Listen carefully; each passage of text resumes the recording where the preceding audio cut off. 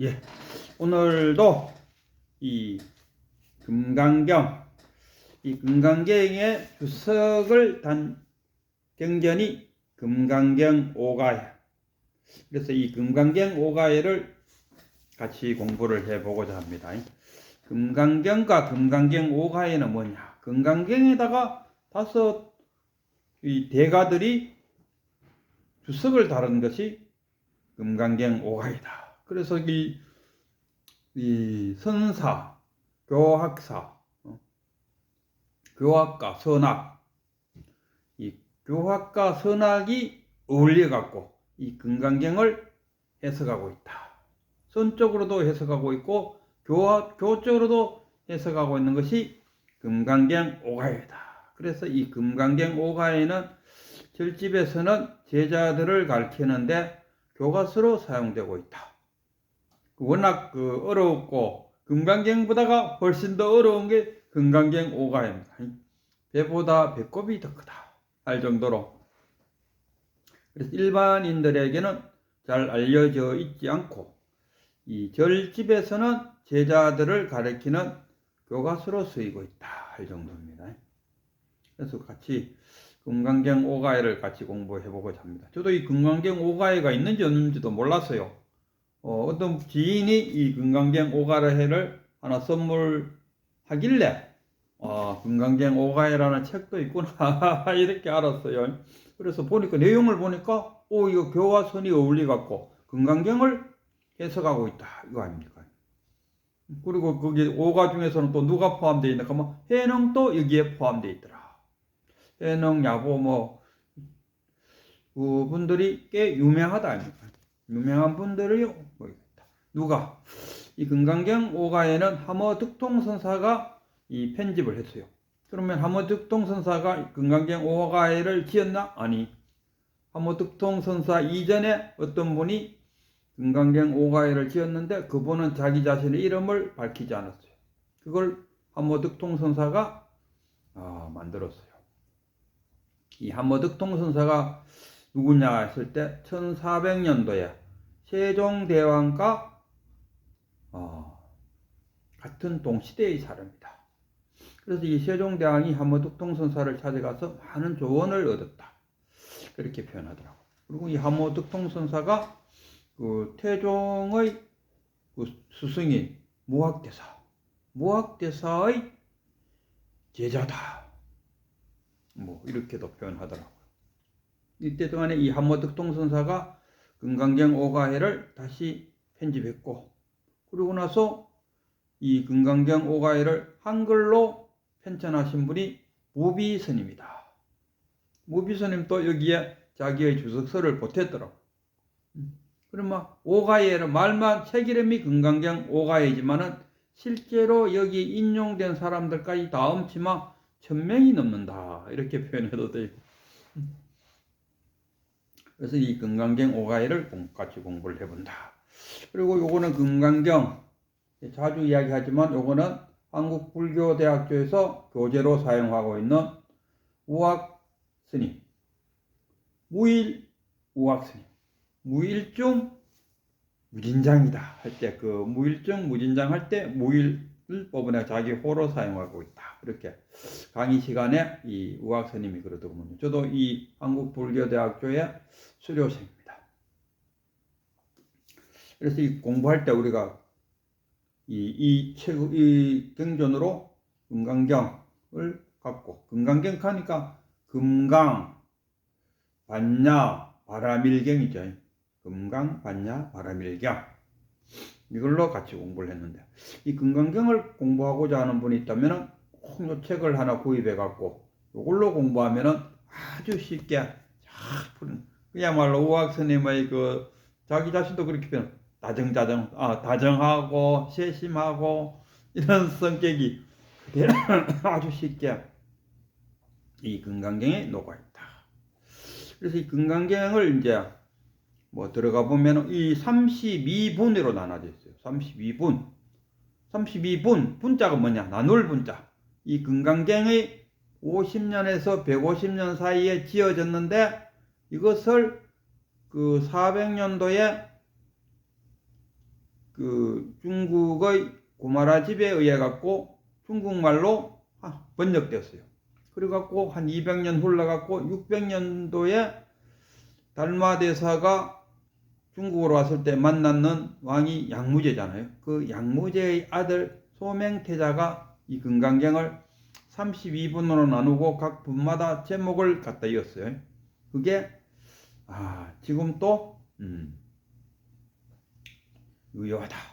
그리고 요 금강경 요것도 32분에 그게 맞춰 32등분으로 나눠놨어요. 그래서 1분, 2분, 3분, 4분을 지난 시간에 설명했는데 1분은 뭐냐? 1분은 부처님의 제자 1250명 5명을 직접 깨달게 한 이후에 또 동네 청년들 50명 그리고 마가섭의 삼형제 한 1000여 명을 갖다가 교화시키고 그러고 나서 목건년이나 그 사리자가 부처님에게 제자로 오면서 200명을 들고 왔다. 그러고 하면은 1255명이다. 그것만 해도. 그 제자들과 함께 기원정사에서 그 림비사라, 그 왕이, 그 당시의 왕이 림비사라 왕이 그 1250명을 귀가할 수 있도록 이렇게 사원을 만들어 주어서 거기서 만들었다. 사원이 두 개, 북림 사원도 있고 기원 사원도 있는데 거기 보니까 기원 사원에서 금강경을 16번 부처님께서 직접 설했다. 이런 이야기도 하더라고. 부처님이 16번을 시하라든지 어쨌든 간에 이 금강경을 누군가 지었는데 언제쯤 지었을까 하는 게 50년에서 150년 사이에 이 금강경을 지었다. 그래서 그 내용을 들다 보니까 1분, 2분, 3분, 4분 해서 32분으로 했는데 지난 시간에 우리가 4분까지 했다. 1분은 뭐냐? 방금 말한 것처럼 1250명 대중이 기원정사에서 살고 있었다. 그럼 2분은 뭐냐? 어느 때 금강경 누가 말할 때 금강경이 시작될 때 여시아문으로 여시아문 이와 같이 나는 들었다. 이렇게 그게 이 교학적인 풀이고 선적으로 풀이하면은 전혀 그렇지 않죠. 선으로 이 여시아문을 풀면 여시아문이라고 합니다. 글자 하나하나에 매달릴 필요 없이 그냥 여시아문이라는 건 뭐냐? 분별하기 이전의 그 자리에서 나는 들었다. 이렇게 딱 표현하면 돼요. 분별하기 이전의 그 자리가 어딥니까? 진여본성의 자리. 진여본성의 자리에서 나는 이 경전을 들었노라. 그러니까 교학적으로 하면은 여시아문 나는 이와 같이 들었다. 이와 같이 들었다. 누가 아자를 가서 아난으로 생각한다. 아난이 이렇게 그러니까 그 결집할 때 아난이 와서 나는 부처님한테 이래 들었습니다. 하면 나도 들어서 해가 그게 하나의 경전이 돼갖고 구전되어 이루어온다. 그래서 여시아문이다 하는데 그 여시아문을 교학적으로는 그 아란이 이와 같이 들었노라. 이래밖에 해석이 안 돼. 선사들은 그걸 용납이 안 되죠. 선사들은 그게 아니야. 어떻게 들었다고? 진여본성의 자리에서 들었다. 분별하기 이전의 그 자리에서 들었노라. 청정한 마음으로서, 정견으로서 들었노라. 이야기. 이게 이제 교학과 선학의 이제 해석 차이가 있어요. 이 금강경 5가해가 재밌는 게 그렇게 나갑니다. 여시아문에서 벌써 아마 금강경은 끝이 났다. 그러잖아요. 부처님이 도리천을 떠나기 전에 벌써 중생들이 다 교화되어 버렸다.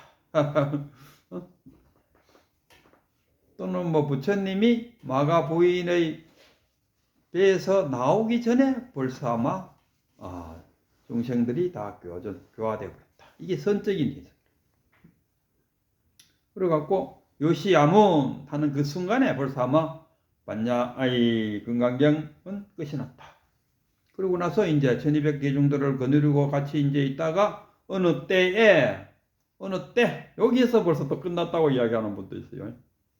그래서 부처님이 제자들을 들고 가서 계율에 맞게 7집을 방문해갖고 공양을 받아갖고 와서 또 대중들하고 같이 공평하게 나눠 먹고, 그러고 이제 의발을 걸고, 그 다음에 발을 씻고, 평상시처럼 정자해 갖고 명상에 젖어 있을 때, 요 젖어 있을 때 여기서 벌써 아마 금강경은 끝이 났다. 왜?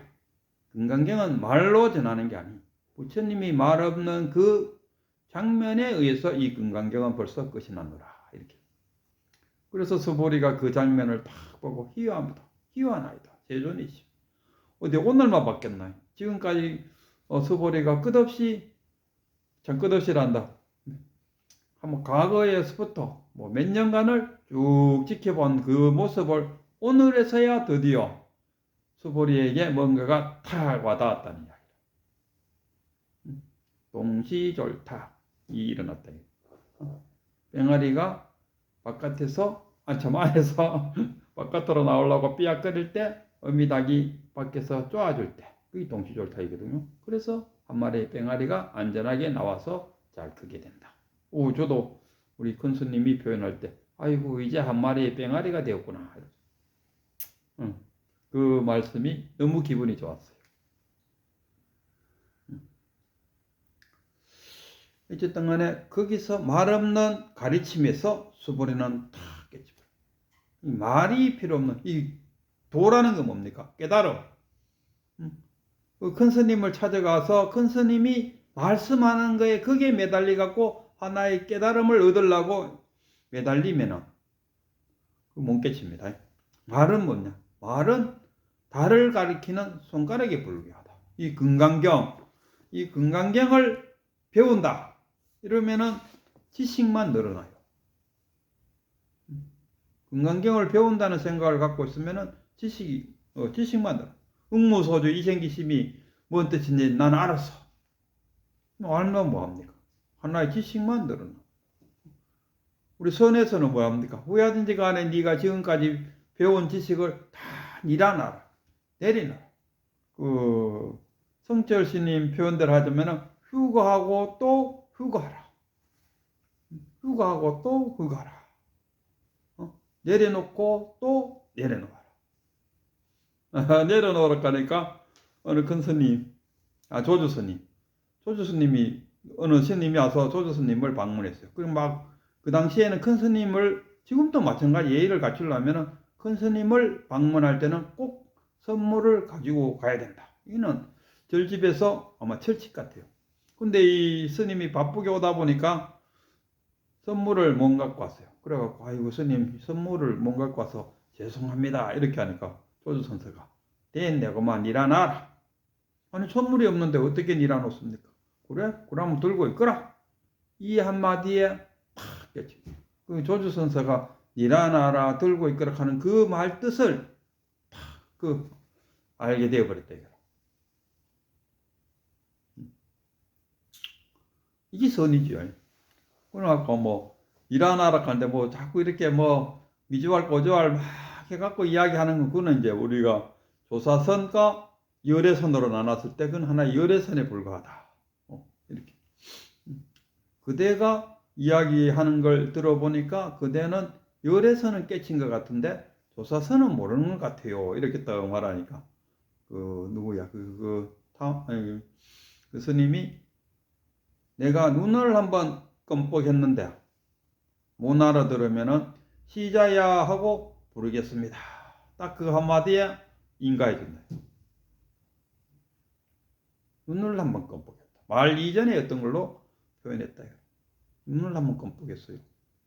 그래도 못 알아들으면 뭐야 내가 조사선으로 내가 깨침을 이야기했는데 못 알아듣는다면은 말로서 가르치겠다 이 말 아닙니까? 시자약 하는 거는 그거하고 똑같은 거야. 뭐 양귀비가 자기 서로가 하는 말하고 똑같다 이런 이야기.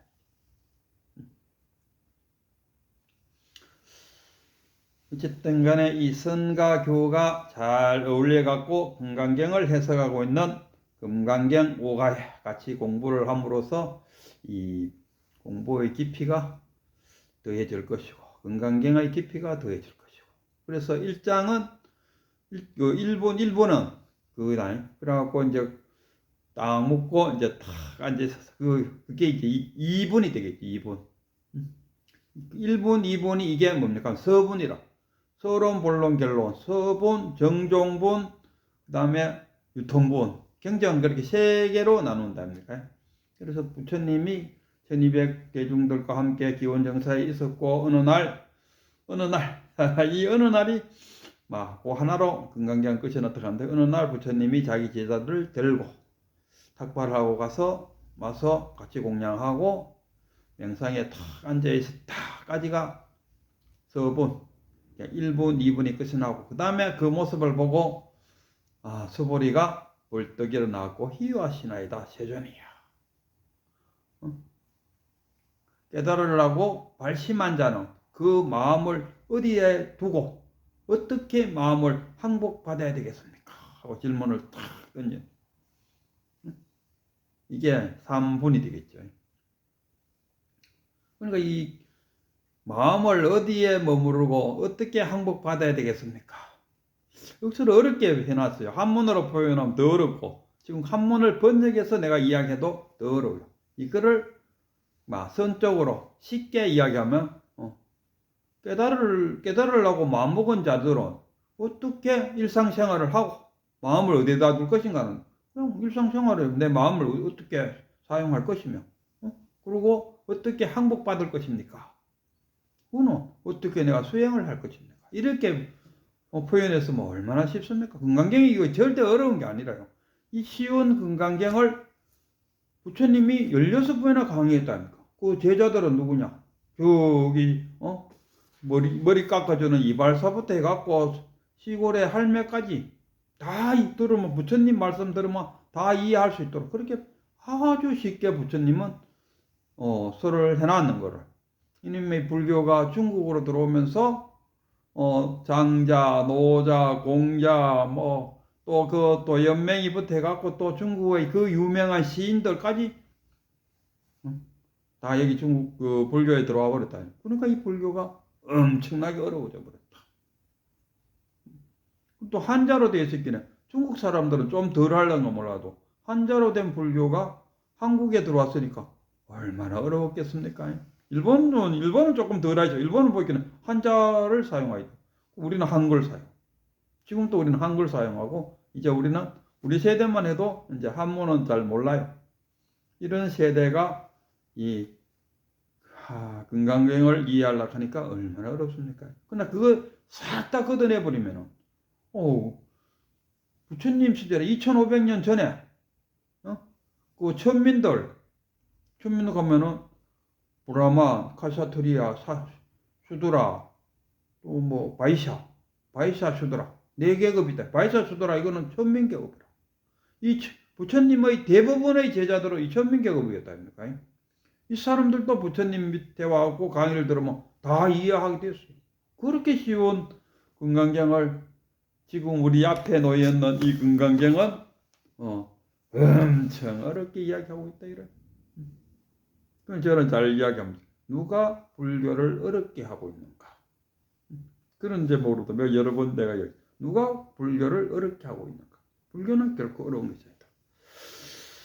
그래갖고 어쨌든 간에 희화시다 세존이시여 깨달으고 발심한 자들은 마음을 어디다가 머무르게 하고 어떻게 항복받을 것입니까? 여기에다가 그 금강경을 번역한 구마라집은 2가지로 이야기했는데 다른 번역집에는 어떻게 수행해야 됩니까? 수행까지가 3가지로 이야기했는데 아마 구마라집이 번역함에 위해서 마음을 어디에 머물고 어떻게 항복받을까? 이 자체가 벌 수행이라. 그럼 2개가 수행인데 또 수행이라는 말을 사용할 필요가 없다. 그래서 2가지로 줄여놨다. 이런 이야기. 그러니까 이제 부처님이 일상생활 할 때 마음을 어디에다 두고 또 어떻게 수행해갖고 깨달을 수 있겠습니까? 이 말을 이렇게 쉬운 말을 어렵게 해요. 어렵게 이 말 듣고 그 금강경 이해 못하는 사람이 어디 있겠습니까? 머리가 벌떡 일어나갖고 기도 한 소식 하고 부처님이 이렇게 앉아있는 모습을 보고 탁 영감을 받아갖고 한 소식 했어요. 하니까 이제 대중들 아직도 깨닫지 못하는 중생들을 위해서 서보리가 한마디 하죠. 일상생활에 우리가 마음을 어디다 두고 또 깨달으려면 어떻게 내 마음을 항복받아야 되느냐 이 말이 결국 어떻게 수행했으면 되겠습니까? 이 말은 뭐 어려운 게 하나도 없다. 그럼 뭐 벌써 아마 1, 2, 3, 4분이 다 4분에 가서는 이제 그 부처님이 이제 그래 어떻게 수행하면 좋겠어 하니까 부처님 뭐라 합니까? 아상을 버리라. 아상, 인상, 중생상, 수자상을 버리라. 상을 버리라 이거 아닙니까? 나는 아상, 인상, 중생상, 수자상이 무슨 뜻인고 했더니만 그래갖고 그 아상, 인상, 수자상, 중생상이 뭔 뜻인가 찾아보니까 그 학자마다 다 다르게 이야기했어요. 스님마다 다 달리 해석했어요. 나는 어떤 하나 고정되어 있는 그건가 했더니만 그래 가만 보니까 내가 볼 때는 아상, 인상, 중생상, 수자상이 무슨 뜻인가 내 나름대로 해석하니까 아상은 거의 비슷하더라고요. 일반 누가 번역해도 아상카마 아뜨마 나라는 존재, 나 영혼 뭐 어떤 나라는 나가 있다는 이야기라. 그럼 부처님은 무아를 이야기하잖아요. 무아. 근데 부처님이 말하는 무아의 반대들은 유아, 내가 있다는 그 자체가 아상이라. 이거는 거의 비슷하더라고요. 누가 이야기해도 비슷하고. 그 다음에 인상. 이거는 막 각자마다 다 틀는데 나는 이 인상을 어떻게 해석하고 싶냐 하면 인상, 사람 인자로 쓴다. 인상 했을 때 사람이다. 나는 사람이다 이거. 그러면 사람과 사람 아닌 것으로 나눠버리죠. 내가 사람이라고 주장하면은 사람 아닌 것으로 주장. 그럼 인상은 뭐냐? 나는 사람이다. 이거 알겠습니다. 그러니까 사람 외에 거 하고 내가 더 존귀하다. 인간이 더 존귀하다. 이게 인상이니까. 그러니까 나머지는 인간 중심으로 존재할 뿐이다. 이거로. 꽃이 저기 깊은 산 속에 꽃이 그냥 지가 그냥 피었을 뿐이라. 근데도 우리 인간은 어떻게 생각합니까? 나를 위해서 내가 언제 이 산에 올 줄 모르고 야가 산에서 나를 기다렸다가 꽃을 피워줬다. 우리도 도라지를 그 산에 약초캐러 가고 도라지를 떡만 아이고 도라지야 내가 올 줄 알고 너 어떻게 지금까지 기다리고 있었나 고맙다 이러거든요. 근데 도라지는 전혀 나를 기다리지 않았어요. 그러니까 인간 중심으로 생각한다. 사람을 위해서 이런 생각. 그게 나는 인상이라고 생각해. 그럼 중생상은 뭐냐? 중생상이라는 거는 그냥 중생들이 하는 생각. 좋은 거는 내가 갖고 안 좋은 거는 네가 해라. 힘든 거는 네가 일하고 안 좋은 거는 참 힘들지 않는 거 좋은 거는 내가 할게. 이게 중생상이다. 저는 이렇게 표현해요. 그러면 아상, 인상, 중생상, 수자상. 수자상도 숫자, 목숨 숫자가 붙어 있으니까 이것도 거의 비슷하게 해석하더라고요. 수자상. 영원히 죽지 않고 인간이 캐봤자 뭐 8, 90년 살면은 기력이 다 소진해 갖고 그 이후로 뭐 삶은 계속 이어질런가 몰라도 경제적인 삶은 끝이 난다. 그럼에도 불구하고 자기 자신이 천년만년 살고 그 나훈아의 노래 그러지 않습니까? 100년도 살기가 힘든데 1000년 살 것처럼 이 수자상이다. 자기는 영원히 죽지 않고 또 영원히 다음 세대로 넘어간다. 뭐 이런 생각. 이게 수자상. 생명과 관련되는 수자상. 그러니까 그 생명이 뭡니까? 아상, 인상, 중생상, 수자상 할 때 이 수자상은 자신의 삶은 영원하다. 이거 아니에요. 이게 아상이라. 사상이라. 이 생각을 상을 버리라. 상을 버리고 그럼 뭐 어떻게 수행할 것인가? 이거 아니에요. 마음을 어떻게 행복받을 것인가? 보시바라밀로 하라. 이거 보시바라밀로 하라. 그래서 벌써 아마 부처님 돌아가실 때는 그 뭘 강조하는가 하면 팔정도를 강조했어요. 부처님의 마지막 제자가 왔을 때 팔정도를 수행하라. 그게 열반경에 나온다니까. 그러고 나서 이거 지금 금강경은 벌써 이제 부처님 돌아가시고 그 500년 후에 나온 책이라. 그러니까 500년 후에 나온 경제니까 뭐가 발달됐나? 소승과 대승을 나눴을 때 이 대승경제. 금강경은 대승경제. 반야부의 577, 600부의 577번째에 있는 것이 금강경이다. 여기서 수행 방법은 뭘 이야기하고 있냐? 육바라밀을 이야기합니다. 육바라밀을 닦으라. 그 중에서도 뭡니까? 무주사 보시를 행하시오. 이겁니다. 그래서 1분, 2분, 3분, 4분이 끝났어요. 얼마나 쉽습니까?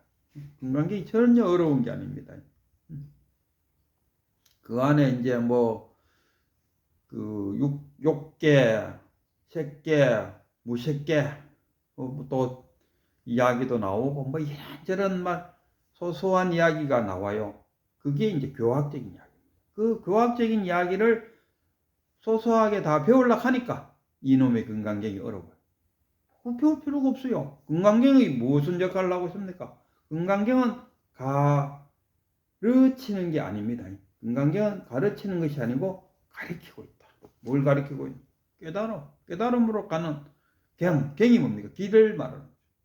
깨닫기 위한 금강경. 우리가 감기약을 병원에 가서 일주일분을 받아봤어요. 3일 먹고 나니까 감기가 뚝 다 나왔어요. 아직도 4일분의 감기약이 남았어요. 감기 다 나았는데 계속 그 감기약을 먹을 필요가 있나? 없지 않냐? 우리가 금강경 공부를 하다가 탁 깨쳤어요. 탁 깨쳤는데 다 깨쳐놓고 또다시 금강경을 공부할 필요는 없다 이거라.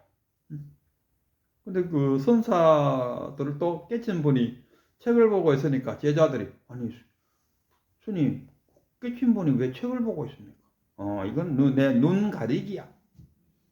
무슨 말이냐 잠깐만 맨날 그 먼 산만 이렇게 깨쳤다가 도인이라고 먼 산만 바라보고 있기는 어렵다. 그러니까 책을 본다 이거. 그래 책을 보니까 내가 책을 보는 거는 나의 하나의 눈가림에 불과할 뿐이다. 이렇게 선사들은 표현했어요. 눈가림에 불과하다. 또 제자들이 와서 아니 스님 어떻게 책을 보고 계십니까? 아니 우리들 보고는 책 보지 마라 하면서 하니까 내가 책을 보는 거는 너희들과 다르다.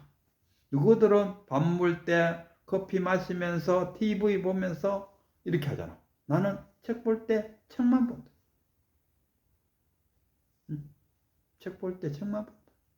깨달으려고 마음먹었으면 깨달으려고만 애쓰고 있다. 깨달으려고 애쓰면서 책도 보고 뭐도 하고 이래갖고는 언제 깨닫냐. 깨달으려고 마음을 먹었으면 딱 깨달음에 집중해야 되지 않겠나. 깨달음에 집중하려고 하면 뭡니까? 마음 챙김. 과거와 현재를 마음에 왔다 갔다 하지 말고 지금 여기에 딱 마음을 챙겨. 그 다음에 알아차림. 내가 지금 어떤 상태냐. 웃고 있나 떠들고 있나 하는 자기 자신에 대한 알아차림. 그 다음에 깨어있어야 된다. 깨어있으려고 하면 경전공부를 사성제, 연기법, 공, 무와, 무상을 알고 있어야 깨어있을 수가 있다. 이 세 가지를 열심히 수행하면은 툭 깨달음에 이룰 수 있다. 이런 이야기.